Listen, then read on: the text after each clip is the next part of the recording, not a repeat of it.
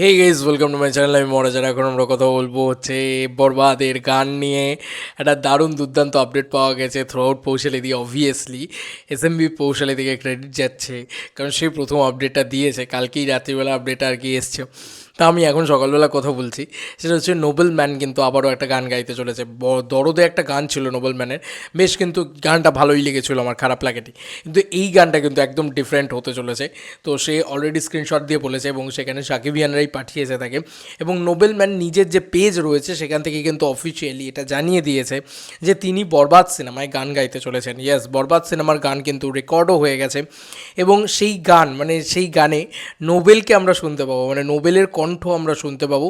তো এটা আমার খুব ভালো লাগছে, কারণ নোবেল আমাদের এখানে এসেও যথেষ্ট জনপ্রিয় হয়েছিল। তার কণ্ঠ খুব ভালো। সে মানুষ হিসেবে কেমন আমি যাচ্ছি না, কিন্তু সে অ্যাকচুয়ালিতে না, তার গলা খুব ভালো, তার গায়কিটা খুব ভালো।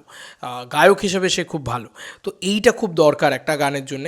এবার আমি প্রীতম হাসানের গানের জন্য ওয়েট করে আছি, আইটেম সংটার জন্য ওয়েট করে আছি। তবে বরবাদ সিনেমায় শোনা যাচ্ছে পাঁচটা গান থাকবে।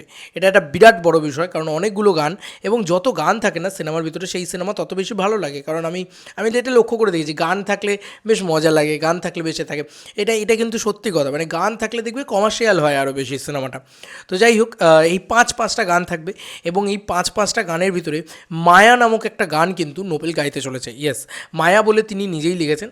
তো এটা তার নতুন গান, এবং তাকে যখন চ্যাট করা হয়, পার্সোনালি ফেসবুকে চ্যাট করা হয় নোবেল ম্যানের নতুন গান, তখন সেখানে লেখা হয় যে হ্যাঁ, বরবাদ সিনেমায় নতুন গান গাইছেন নোবেল ম্যান। তো এটা বোঝাই যাচ্ছে যে সেই গানটার টাইটেল হবে মায়া, এবং সেটা সিচুয়েশনাল সং হতে চলেছে সম্ভবত, যেখানে কিন্তু পুরোপুরি ওই বলে না, মন্টাজ সিকোয়েন্স চলবে, মন্টাজ সিকোয়েন্স চলবে, এবং তার সঙ্গে সঙ্গে গানটা পিছনে ব্যাকগ্রাউন্ডে বাজবে। এরকম দৃশ্যেই আমরা আর কি মেগাস্টার শাকিব খানকে আর কি দেখতে পাবো আর কি। এবং এটাতে অভিনয়েরও বড় স্কোপ থাকবে। হয়তো মেবি এটা স্যাড সং হতে চলেছে, হয়তো এটার জনারটাই খুব ডেঞ্জারাস বা ডিফারেন্ট হতে চলেছে। আমি তো খুব এক্সাইটেড আছি এই গানটাকে নিয়ে।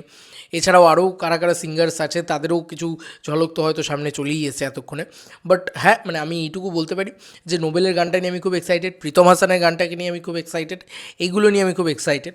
দেখা যাক বাকি কাদের, কুণালের কোনো গান থাকে নাকি, সেও খুব ভালো গান গায়। তো দেখা যাক, আমি ওইগুলো নিয়েও খুব এক্সাইটেড থাকবো।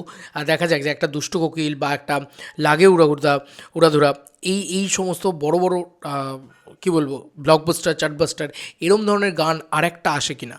আমি ওটার জন্য খুব মুখিয়ে বসে আছি যে বরবাদ যদি সেইটা করতে পারে না সাকসেসফুলি, তাহলে আমার বিশ্বাস যে বরবাদ কিন্তু যে কোনো বক্স অফিসের রেকর্ড কিন্তু ভাঙতে খুব সক্ষম হয়ে যাবে। যদি একটা 200 মিলিয়নের গান দিয়ে দিতে পারে বা 250 মিলিয়নের গান দিয়ে দিতে পারে।